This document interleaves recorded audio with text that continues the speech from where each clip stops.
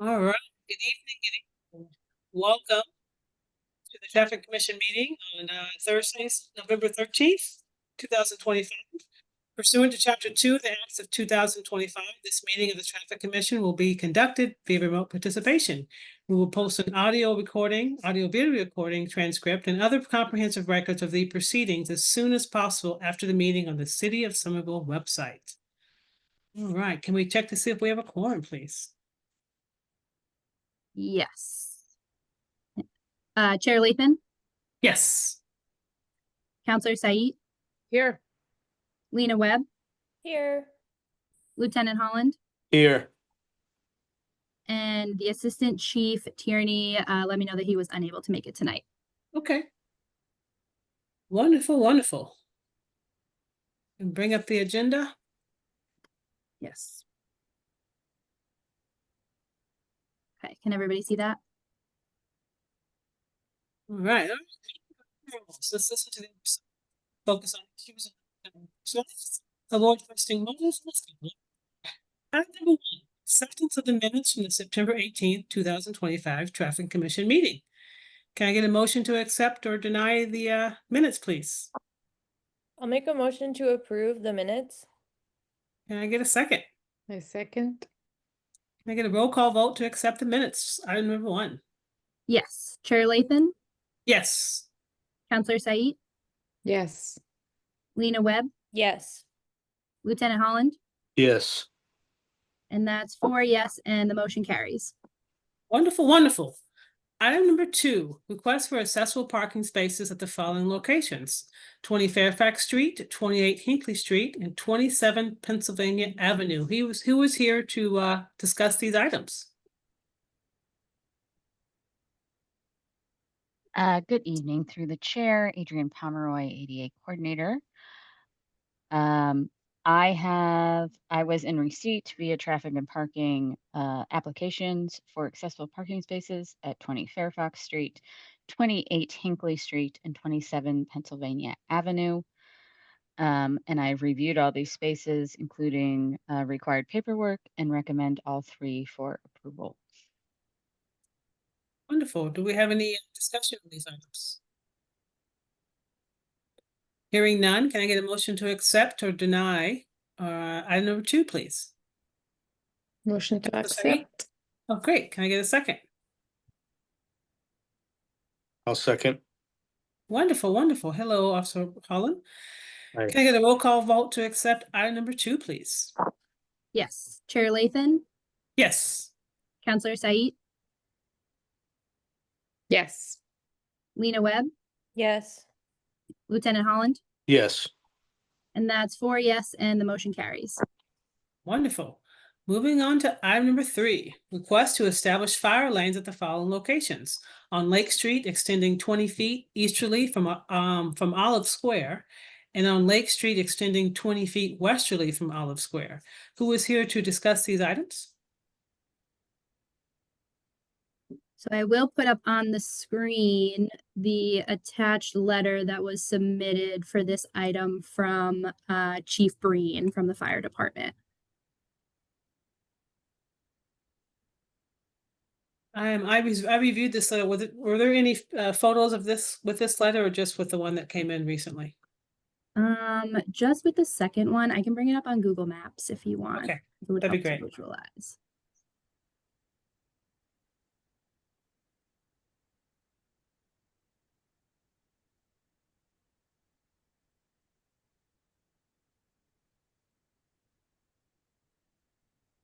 So this is Lake Street, and then this Okay. entrance is Olive Square. Okay. And where do they want the lane? The request is 20 feet on either side of the entrance. So it would be this 20 feet and then this 20 feet. Okay. In the future, can you request that they attach a visual, a photo, or Yes. that'd be great. Any discussion on this item? Hearing none? Yep. Oh, just Yes. a, Go for it. I've been on Lake Street a lot. It's quite an interesting little orientation. I can see, if you can even see like on the map, that it's kind of shaped like an L. So there's like Mhm. very tight turns just built into Yeah. it. And I actually know someone who was wondering if they could make the entire street one way in order to prevent extra crowding and such. So I think that fire lanes are absolutely a great idea for this particular area. And maybe in the future, they could even just kind of make that whole street one way, because it kind of just, it's like a little called, it like comes out from Somerville Ave and comes around back onto Somerville Ave. It's like a little bit of a loop. Okay, But yeah, if you look at it, it's just a crazy little street. yeah, But anything that makes more space on it, I totally support, especially for fire vehicles, obviously. I would have to agree. Any further discussion? All right, can I get a motion to accept or deny this item? Webb, Ms. Webb? I will make a motion to approve the item. Thank you. All right, can I get a second? Lieutenant Holland, Yes, I'll second it. can I get a roll call vote to accept item number 3, please? Yes. Chair Lathan, Yes. Counselor Said, Yes. Lena Webb, Yes. Lieutenant Holland, Yes. and that's 4 yes, and the motion carries. Wonderful. Moving on to item number 4. Request to change parking regulations to allow the installation of 6 new electric vehicle EV charging stations, Teal Square. This looks like 6 Newbury Street, Ball Square. If you guys don't mind, I'm gonna just read through these, and just collect them all at once. Hudson Labyrinth, Evergreen Ave, Prospect Hill Park, and Stone Ave. So that's A, B, C, D, E, F, and G. Who is here to discuss these items? Through you, Chair, Josh Eckertley, Sustainability Planner from the Office of Sustainability and Environment. Wonderful. You have the floor. Thank you so much. Jackie, I have a brief presentation which walks through the sites, and I've sent a sharing request to you. Okay. It's a document that was shared with Yes. commissioners. But as a brief sort of introduction, the Office of Sustainability and Environment has been working for almost 6 months now in partnership with our friends over at the Massachusetts Clean Energy Center on their on-street charging program, which is a initiative across the state to 15 municipalities to provide electric vehicle charging installation services valued at $500,000 per community. Here in Somerville, that is translating to 6 stations, totaling 12 parking spaces, as each of them will be dual port. We, as a bit of background, sent some outreach out to you all back in June when we were considering 10 spaces across the city, and based on feedback that we received from I don't believe any of the commissioners gave direct feedback, but from local business owners, neighbors, community members, as well as our engineering analysis, we narrowed down to 6 locations across the city. These will be at 6 currently metered spaces, which will remain metered. The proposal doesn't change that, and then 6 permanent parking spaces. 2 of these are where we have existing charging stations at Teal Square and at Evergreen Ave. These are highly trafficked stations and kind of the only spots in their immediate vicinity where additional charging capacity was available. So we propose expanding the charging at Teal and Evergreen. I also want to sort of extend some initial thanks to Adrian, who will help talk about Josephine Ave, which will be in the current location of ADA accessible parking, and the proposal is to shift that to the other side of the street, which I believe also has some positive ADA outcomes there. So the first sort of station location that we're looking at is Teal Square. As I mentioned, that's adjacent to existing charging, right on the sort of fire station corner there.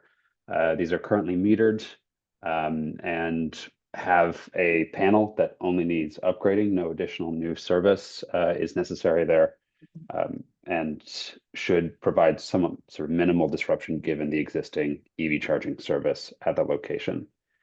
Chair, I can sort of walk through all 6 sites, or if you'd like to discuss any of the locations in more depth, we can talk about them as I go through each 6. I don't know what your preference would be.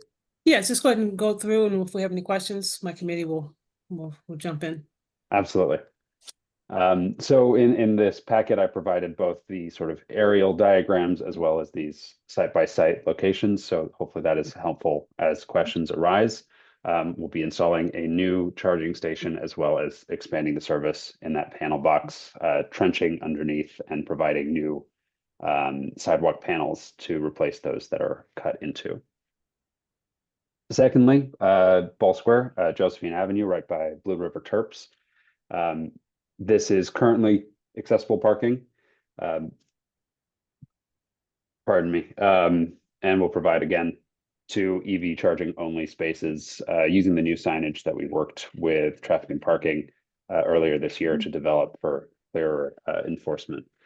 The reason why it's located in this location where there's currently accessible parking is because of its proximity, as you can see on the left side of the image, to a panel box.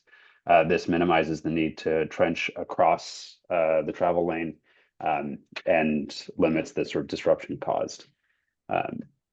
By moving the accessible parking over to the other side of the street, that also provides easier access to the crosswalk, as there's currently a bike corral between these parking spaces and the crossway, as well as avoids disruptions in the sidewalk like that panel box. So that gave us some good reasoning as to why this was an appropriate decision, as well as consulting with Adrienne on this. Question on that. Can we go back to that picture? So is the crosswalk behind that car, that black car, or in front? I'm trying It to. is in the front where you can see the Oh yeah, box. yeah. Yeah, this aerial here maybe gives you a clearer view. So the crosswalk here on the sort of left half of the screen, and the station would be here, kind of adjacent to those rooftop mechanicals. Okay. Over Blue River. Great. Just for something caught my eye, when was this picture taken on this Josephine Ave with the graffiti on the box that need to get removed? I believe this is a Google Street View image, and those can be out of date. So Okay. I don't have a date. This isn't a photograph taken by city staff. Okay, I'll follow up. Thank you. Thank you. Thirdly, we have a couple of more interesting sort of parking configurations, head-in parking here on Hudson Street, adjacent to the Labyrinth. This would be, again, permit parking as opposed to metered parking. And from our initial evaluation, would include some additional bump outs on the sort of corner there to provide adequate access. And that's based on review by Director Postlewaite in the engineering department.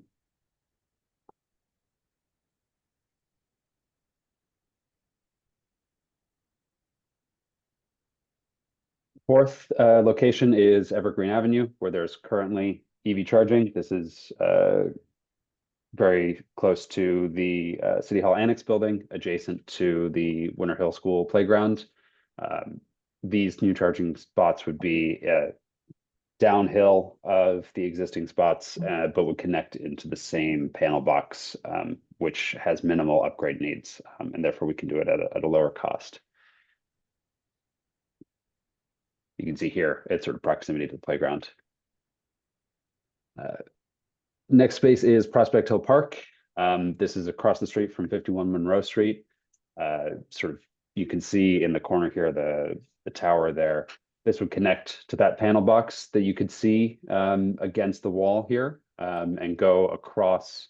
You can sort of see the direction of the conduit will go straight across towards the road, and then some trenching right on the sort of edge of the sidewalk here until you get to the parking location. In discussions with traffic and parking, because this is neither resident permit or metered currently, the intention would be to set a 3-hour parking limit at this location to maintain existing signage that we have for this kind of use at some of our other locations, as well as allow for adequate time to charge. Though I will note, the stations that we are using are a sort of higher quality, the sort of next model CP6000 as opposed to the older model CT4000. So they do have a higher amperage and a higher sort of charging speed. So they should a car wouldn't necessarily need all 3 hours to charge, of course, depending on their battery size. And then finally, in the Union Square area, 11 Stone Avenue. This is currently metered and does require new connections via utility poles. So you can see here in the aerial, there's a lot more work that needs to be done. We have work orders in that are being evaluated by Eversource engineers just to make sure that this is copacetic and feasible. If it's useful context as well, the project manager from the Commonwealth Electrical Technology side of things, who are Mass Clean Energy Center's contractor, is coming to us from Eversource. So he has some strong familiarity with this work. So we expect minimal disruption. That's all 6 sites. Happy to run through any of the locations or talk about our outreach work or any of the additional sort of thoughts or concerns. Yeah, I have guess question, comment. Yeah, thank you for the presentation, and this is all very exciting. I see that there is 6 locations. We have 7 wards. Am I correct that Ward 1 does not have one? Yes, I will say I was not putting on my sort of a ward counselor hat and trying to distribute these based on wards. It was based on engineering feasibility and access to multifamily housing. I shared in our sort of meeting with you all last October the EV siting strategy, and that guided our location. Okay. Yeah, just because this is East Somerville. I mean, I understand you said there's like a lot of outreach that was done. So there was just like no demand from our neighbors in East Somerville, or Through you, Chair. Apologies for not doing that, Chair. That's not the case. What is happening in East Somerville is that of the sites that we looked at, one of our highest priority ones is at Foss Park. And that is being pursued for fast charging through the state and federal NEVI program, as well as some supplemental funding through the Ride Clean Mass program. So our East Somerville sites would be Foss Park, as well as Lombardy Street, which would be an expansion of existing charging. Both of those are off-street locations. They're in lots, and therefore not appropriate for this on-street specific charging program. oh, okay, I see. Oh, thank you for that clarification. So there is like a plan for East Somerville. Yeah, just making Absolutely. sure, you know, we are distributing these equally. Thank you. Thank you. Right, yes. Lena? I have a question for the 2 places that I think it's Teal and then the other one where the meters will remain active but are restricted for charging EVs. So what does that mean? Does that mean that if somebody came with a regular car and parked and put money in the meter, they get the spot? And what if somebody with an EV comes up and wants to charge? Like, so how does that work, having the meters active but also restricted to charging cars?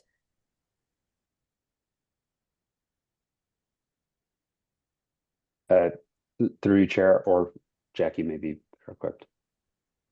Yes, through the chair, just to offer, as I helped write these agenda items to make sure that they aligned with our regulations. The intention of writing it that way is because when people park at the chargers, they also need to pay the meter. And so that allows the meters to be active.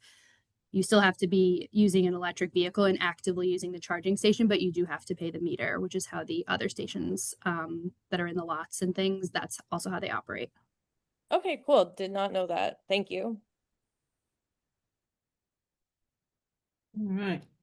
Can we just bring up the whole list again so I can see the whole list of locations before we make a motion? Any other comments from my committee? Okay.